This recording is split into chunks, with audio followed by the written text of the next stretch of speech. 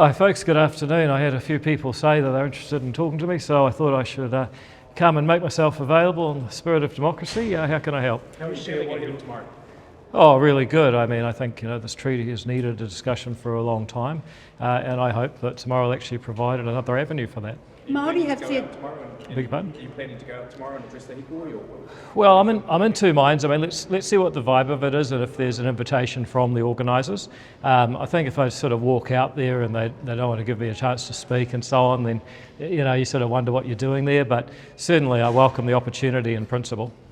Do you consider? You've started the debate. Why is it up to them to invite you to go and talk to them? Simply because it's their event. If someone's hosting an event, you usually let them run the show, the schedule, control the order of speakers and so on. So that's why I leave it up to the people who organise the event. Māori have said that they have that national conversation, the protest. Yeah, look, I think for a lot of people it is, and I see what's on social media. Some people have views that I wouldn't quite agree with, or I don't think are really informed on what the bill's about.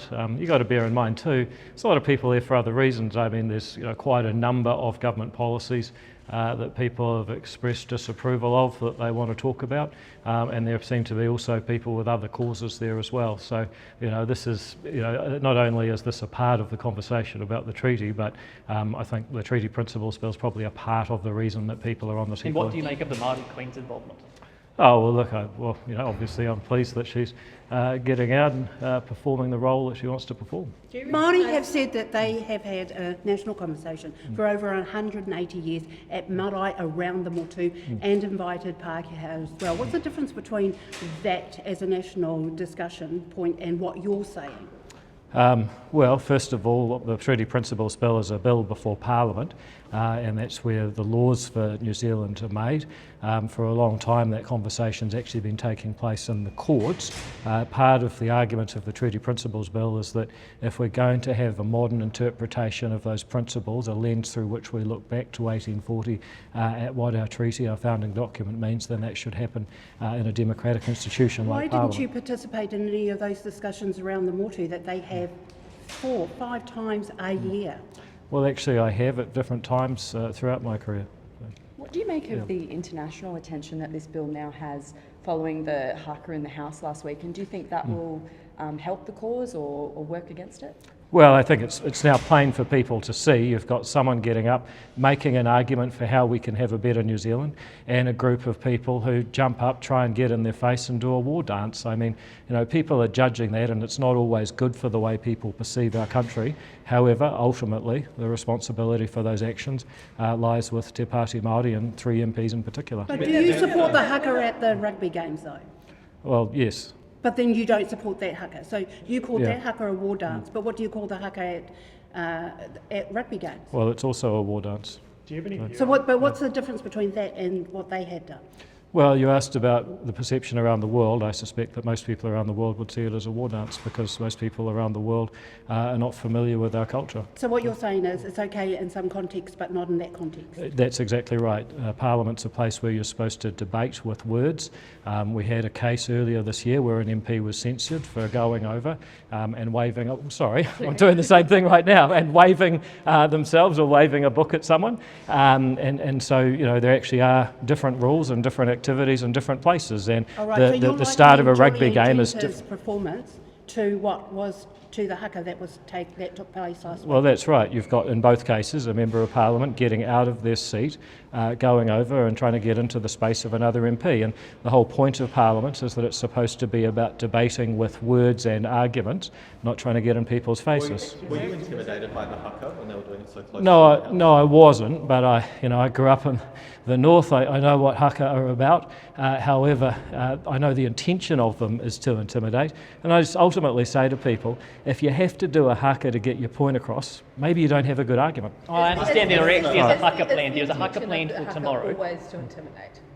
Well, you'll can talk to tikanga experts who'll give you a variety Which of tikanga explanations. Well, I'm sure you could find them better than me. If someone's performing a haka at graduation ceremony, is that designed to intimidate? It can also be a sign of respect, but I think in this particular instance, it was deliberately designed to undermine the functioning of Parliament, Who's where people are defining that, allowed though, to David? speak on behalf of their constituents and put up arguments that the public can make up their mind on. Once you say that it's okay to physically intimidate people in Parliament by leaving your seat and trying to get in people's faces, you're undermining the rational debate that this place is Has built the on. Speaker ruled in that way, though, Are you going to bring a David? privileges complaint? Look, if I was going to bring a privileges complaint, I wouldn't talk about it. The Speaker's rulings are very clear that you should not talk about privileges complaints that are being brought. However, it's quite possible. Why did ACT? Beg your pardon? That hasn't stopped ACT in the past, so will we file a privileges complaint, third party? Well, if your logic is that because another ACT MP once did something different from what I'm proposing to do now, I need to tell you that whether or not I'm putting in a privileges complaint. Weeks ago. Okay, so I'm not sure how the timing of it really changes the argument, but I'm not compelled to You're the answer. leader of the party, so Yep. one of your MPs has done it in the past, but now you're saying that you wouldn't do so. We're just trying Yep. to figure out what the position of the ACT party is on privileges. The position of the ACT Party is that some people have publicised privileges complaints, and I'm not going to publicise this one if there was one. Todd Stevenson to do that previously? Well, the Speaker's rulings say that you shouldn't do it. Different MPs have done it differently at different times. I've always been of the view that you shouldn't. I understand that there's a special Haka planned for tomorrow that actually will name you and other government ministers. Is that appropriate? Well, absolutely, if it's done in a way that is an expression, but not one that's an expression designed to get in other people's faces and frustrate the rules of Parliament and debate. Because when someone tries to get out of their seat, get in your face and stop you from expressing freely your thoughts, they're actually stopping the people that vote for you having their views represented in our Parliament.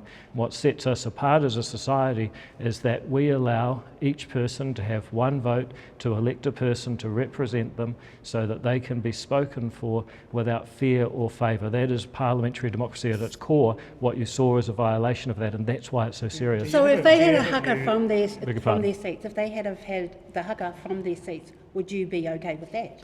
Well, put it this way, there's a very big difference between doing a haka in your seat and getting out of your seat But and getting would in you someone have been else's okay with face. them doing the But haka I make from the their seats? I make the second point to you that one of the purposes of Parliament is that you actually carry out a vote, and the votes count towards making the laws of New Zealand.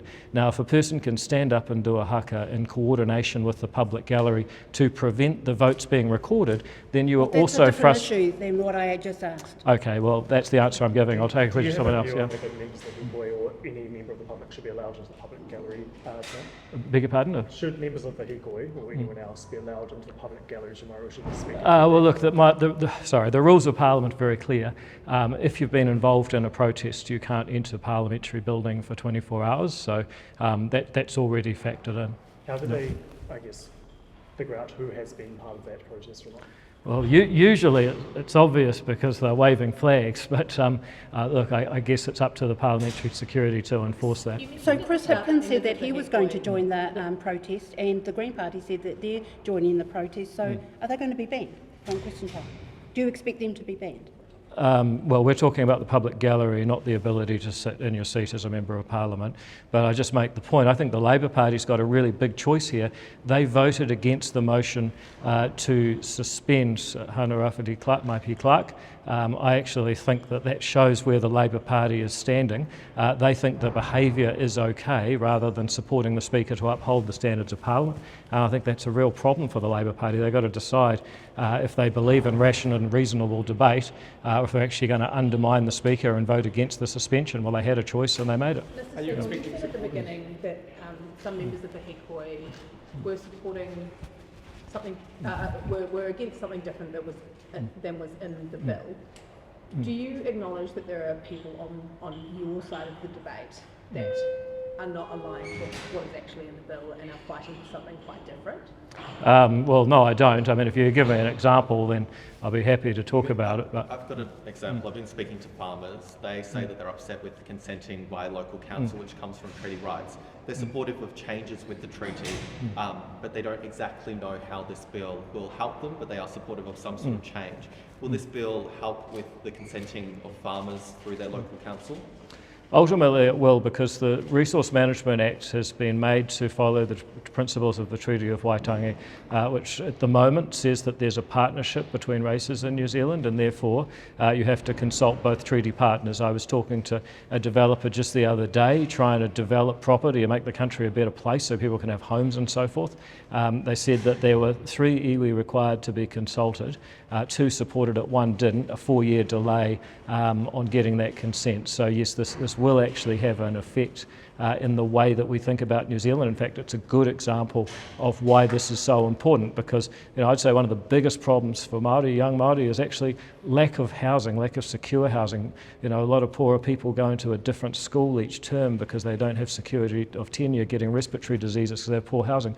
If we could get our resource management laws to make it easier to get stuff built, that would be good for poorer Māori, probably less good for those who are currently being consulted but holding up development. And I guess another example would be there will be people out there who supported ACT's version of the bill before it was narrowed down, particularly in Article 2. So those supporters, are they on the wrong track as well, or is it just the ones on the other side that want something different? Well, if you look at what we're achieving here, it's a public discussion that everyone can participate in to define the treaty principles in law, and not as a partnership but as something that gives equal rights to all. Now there'll be people who will argue around the details of that, but that is substantively the same as the document that ACT put out 2 years ago. So it doesn't really matter to you what the end result of this is. The only thing that matters to you is having a discussion about it. No, I just said it's critical that it's defining the principles in law and they give people equal rights, and that New Zealand is not conceived as a partnership under the treaty. That's critical, and that stays. I guess on your side of the argument too, there will be people who think it should go much further, and there are people out there who don't believe that the treaty settlement process should still exist, which isn't what you believe, from what I understand. So do you acknowledge that there are people on both sides of this that are arguing outside the scope of the bill? Yeah, look, I've heard people argue that the treaty settlements were a mistake. I think they're a triumph for New Zealand. I think few countries could have or would have gone through the process of reconciliation that we have, and ACT voted for every treaty settlement. So if you're supporting ACT and you don't agree with treaty settlements, then there's a little bit of dissonance there. Wouldn't your bill kill any future treaty settlements, freezing everything in 1840? No, it says that you have access to the rights that were available in 1840, and if you owned property in 1840 and that was wrongly taken from you, you could still seek redress, as is basically what's happened in the last 30 years. Some treaty settlements go beyond that. Beg your pardon? Some treaty settlements go beyond that, don't they? Beyond, you mean prior to 1840 or beyond? No, after. Right. In terms, well, for example, the Tainui settlement, which dealt with the confiscation of land. I mean, that deals with an event post-1840. Well, all treaty settlements deal with events post-1840. That doesn't extend prior to that. And that's why the recent case around the top of the South Island has been explicitly ruled by the judges not to be a treaty issue. It actually involved events that occurred in 1839, and therefore it's been done on the basis of English common law. I guess the reason I was asking the question is you seem to be trying to perhaps undermine some of the numbers in the protest by saying that not everyone there actually understands what they're there for. And what I'm trying to understand from you is whether you acknowledge that on both sides there are people who aren't exactly fighting about the exact wording of your bill. Oh, look, I have no doubt that people engaged in a political debate come at it from a range of different angles. But what I do know is that when people have read out the principles that my bill proposes, New Zealanders support them by a ratio of nearly 2 to 1. Are you expecting supporters to be out in force tomorrow?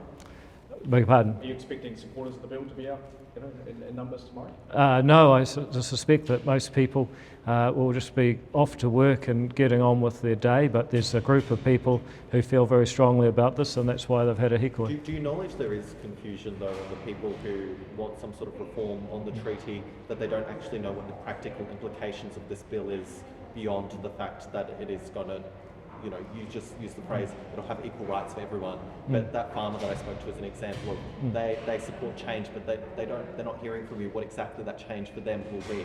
It's confusing. Well, I don't really think so at all. I think if you take something like resource consenting, we need to get back to the simple idea that you have a right to develop and use your property, and the only time someone has a right to object is if it directly affects their property, regardless of the identity of that person. Under that sort of conception, you get resource management laws that are going to be far more conducive to developing property and ultimately creating greater wealth, which will solve a whole lot of the problems, particularly for younger, poorer Māori, of whom there's a lot who could do with, better housing, for example. Do you stand by calling Hana's Haka thuggery?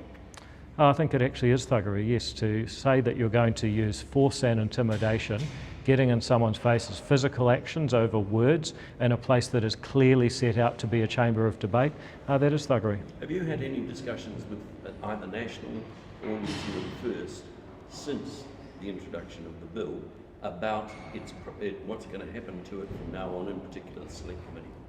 I have, but I understand that the Select Committee's been meeting and made decisions about the next steps, but I also, while we're all talking about the rules of Parliament, know that I'll get in big trouble if I reveal information that another MP might have told me about those proceedings. But you're confident that you might be able to persuade them after all the speeches in the first reading that they won't support it at second reading? Are you holding out hope that you can convince them? Well, I think the New Zealand people can, and what I'm hearing is the more people look at this, they say, actually, I've read the bill, I've been to treaty.nz, I actually think that this is a good idea, and it's the people who have the ability to persuade political Helen parties. Clark once described the foreshore and seabed protesters as haters and wreckers. How would you characterise this protest movement? Look, I actually had a lot of time and respect for Helen Clark, but that's not a phrase I would use really for any group and not for this hīkoi. How would you characterise it then? Look, it's a group of people who have, I think, quite a range of grievances, different government policies and perhaps even some world events. This has brought them together and given them some purpose. I also think you can't ignore the really active role that one political party, Te Pāti Māori, has played in organising, or some would say orchestrating it, particularly Eru Kapakingi, who's the former candidate, son of Māori Party MP, and as far as we know, current parliamentary staffer. So to some extent it is something that's been organised by Te Pāti Māori, but nonetheless, if it looks like a peaceful protest, they've got a right to do it. Do you believe using words like thuggery adds to harmony or division? If it's an accurate description of something we need to talk about, then it ultimately gets us to greater harmony. What would be worse is to watch those kinds of actions and not call them out. Would you call Julianne Genter a thug?